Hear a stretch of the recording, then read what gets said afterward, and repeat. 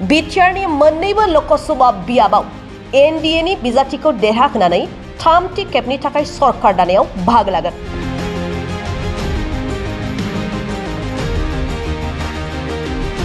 बैसागु फुजा सौफैब्ला जेरैबायदि गोदान जि जोम गाननानै रंजायो, बेबायदिनो बिसायख'थि फैयोब्ला साफ्रोमबो नोगोरारिफ्रा रंजा बाजायै ओंखारबोनांगौ, केम्पेइन खालामनांगौ आरो भट होनांगौ।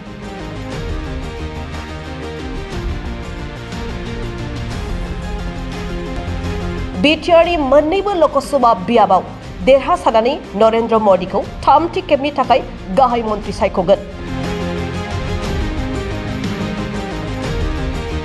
सालबारियाव नुजाथि फैनानै इउपिपिएल दोलोनि मिरु आफादनि गाहाय नेतारि राजु नार्जारिया बे राजखान्थियारि बिबुंथिखौ होदों। 41 नं मानास विधानसभा बियाबनि सिङाव थानाय गासै बुथ कमिटिनि आफादगिरि आरो गाहाय नेतारिफोरखौ लानानै मोनसे सांग्रांथि मेल खुंनाय जादों।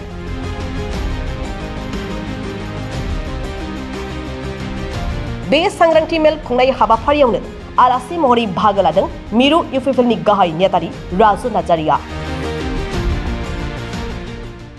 সকলো দলে নিৰ্বাচনৰ প্ৰস্তুতি চলাব। এইটো এটা মানে গণতান্ত্ৰিক দেশ হয়, মাল্টি পাৰ্টি ডেম'ক্ৰেটিক ছিষ্টেম ইয়াতে আছে। গতিকে সকলোৱে যে যজা চলাব এইটোতো স্বাভাৱিক কথা আৰু চলাবই লাগে, যিহেতু নিৰ্বাচন আমাৰ গণতন্ত্ৰৰ উৎসৱ হয়। এই উৎসৱত সকলোৱে মানে পালন কৰিব লাগে। আৰু আপোনালোকে জানে, যেতিয়া আমি দুৰ্গা পূজা আহে, বিহু আহে, তেতিয়া আমি নতুন সাজপাৰ পিন্ধি যেনেকৈ মানে আমি অলপ ফূৰ্তিৰে ওলাই যাওঁ, তেনেকেই নিৰ্বাচন আহিলে আমি সকলোৱে মানে গণতন্ত্ৰৰ যি নাগৰিক আছোঁ, আমি দেশৰ নাগৰিক আছোঁ, সকলোৱে মানে আমি ফূৰ্তিৰে আমি নিৰ্বাচনত ওলাই যাব লাগে, কেম্পেইন কৰিব লাগে, ভোট দিব লাগে, ভাল এজন মানুহ নিৰ্বাচন কৰিব লাগে।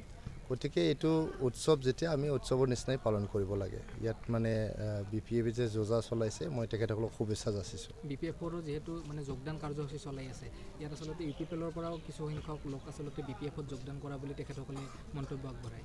বিপিএফ বুলি নহয় বা অসম বুলি নহয়, গোটেই ভাৰতবৰ্ষতে এইবাৰৰ যে নিৰ্বাচন এইটো অলপ মানে সুকীয়া হয়। সুকীয়া এইকাৰণে যে বহুত বছৰ মূৰত আমাৰ মানে মাননীয় ভাৰতৰ প্ৰধানমন্ত্ৰী তৃতীয়বাৰৰ কাৰণে প্ৰধানমন্ত্ৰী হ'বলৈ গৈ আছে। মই যদি ভুল নহওঁ, জৱাহৰলাল নেহৰুক বাদ দি পেলাই কোনো তৃতীয়বাৰৰ কাৰণে প্ৰধানমন্ত্ৰী হোৱা নাছিল। গতিকে এইবাৰ যিহেতু আমাৰ মাননীয় প্ৰধানমন্ত্ৰী নৰেন্দ্ৰ মোদী ডাঙৰীয়া তৃতীয়বাৰৰ কাৰণে নিৰ্বাচিত হ'বলৈ গৈ আছে।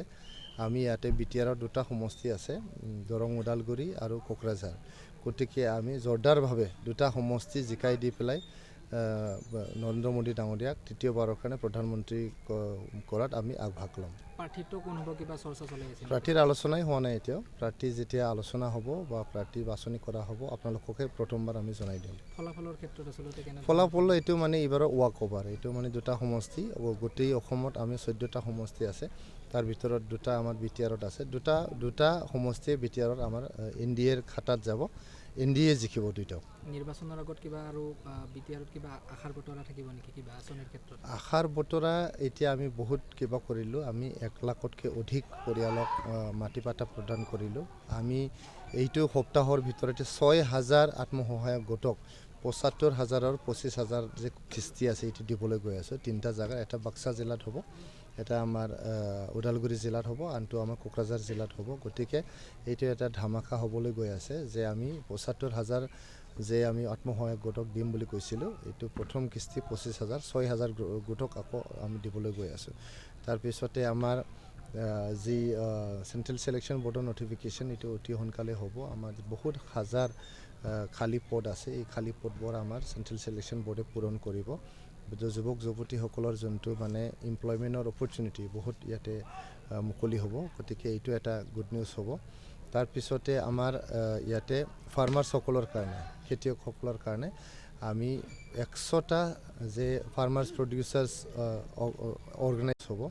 তাৰপিছতে আমাৰ ইয়াতে ফাৰ্মাৰ্ছসকলৰ কাৰণে, খেতিয়কসকলৰ কাৰণে আমি 100টা যে ফাৰ্মাৰ্ছ প্ৰডিউচাৰ্ছ অৰ্গেনাইজেশ্যন আছে, এপিঅ'ছ আছে, ফাৰ্মাৰ্ছ প্ৰডিউচাৰ্ছ অৰ্গেনাইজেশ্যন তেখেতসকলক 100 FPO বিলাকক 1.5 লাখ টকাকৈ আমি দিবলৈ গৈ আছোঁ। 4 তাৰিখত বিজনীত আমি এইটো চেকটো প্ৰদান কৰিম। গতিকে আমাৰ খেতিয়কবিলাকৰ কাৰণে এইটো এটা ভাল খবৰ আছে। আমি বড়োলেণ্ডৰ যি খেতিয়ক আছে, BTR অঞ্চলৰ খেতিয়ক আছে, তেখেতসকলক অলপ কমাৰ্চিয়েল লাইনত লৈ যাব বিচাৰিছোঁ। আমি তথাকথিত বা আমাৰ যিখিনি ট্ৰেডিশ্যনেল ৱে অফ ফাৰ্মিং এইটো অলপ মানে এডভান্স কৰি পেলাই আমি কমাৰ্চিয়েল ৱেত কেনেকৈ কৰিম। আগতে আমি নিজৰ জীয়াই থকাৰ কাৰণে, নিজৰ মানে জীৱিকাৰ কাৰণে বা নিজৰ খাদ্যৰ কাৰণে আমি খেতি কৰিছিলোঁ। এতিয়াৰ পৰা আমি কেনেকৈ ব্যৱসায় লাইনত কমাৰ্চিয়েলি আমি কেনেকৈ খেতিটো কৰিব পাৰোঁ, ইয়াৰ পৰা কেনেকৈ আমি আয় উপাৰ্জন কৰিব পাৰোঁ, ইয়াৰ ৰাস্তাটো মানে কিবা কৰিবলৈ মুকলি কৰি দিবলৈ আমি ফাৰ্মাৰ্ছ প্ৰডিউচাৰ্ছ অৰ্গেনাইজেশ্যনবিলাকক ফাইনেন্সিয়েলি ছাপোৰ্ট কৰি আছোঁ। প্ৰথমবাৰৰ কাৰণে 100টা ফাৰ্মাৰ্ছ প্ৰডিউচাৰ্ছ অৰ্গেনাইজেশ্যনক 1.5 লাখ টকাকৈ আমাৰ দিয়া হ'ব। তেনেকৈ বহুত আমাৰ নিৰ্বাচনৰ আগতে ভাল ভাল কামবিলাক আছে। আৰু নিৰ্বাচনটো এইটো মানে চেণ্ট্ৰেল গভমেণ্টৰ বাছনি কৰাৰহে নিৰ্বাচন। গভমেণ্ট অফ ইণ্ডিয়া মানে ফৰ্ম কৰাৰ কাৰণেহে এইটো নিৰ্বাচন হয়। এইটো মানে অসম চৰকাৰ বা BTC চৰকাৰ গঠন কৰাৰ নিৰ্বাচন নহয়। নিৰ্বাচনৰ যিখিনি কোড অফ কণ্ডাক্ট 1 মাহ থাকিব, 1 মাহৰ পিছতে আকৌ আমাৰ BTR চৰকাৰে তেনেকুৱা ৰাইজৰ ভালৰ কাৰণে, ৰাইজক সেৱা কৰা আঁচনি যিখিনি আছে, ভাল ভাল আঁচনি, এইবিলাক আমি মানে আজি আমাৰ মানা যোনটো মানে MLA সমষ্টি আছে, MLA সমষ্টিত আমাৰ বুথ কমিটিবিলাকক এটা ইয়াতে সন্মিলন আছিলে। ইয়াতে বুথ কমিটিবিলাকৰ কি ৰলছ এণ্ড ৰেছপনচিবিলিটিছ আছে, এইবিলাকক তেখেতসকলক বুজাই দিয়া হৈছে ভালকৈ ইয়াতে।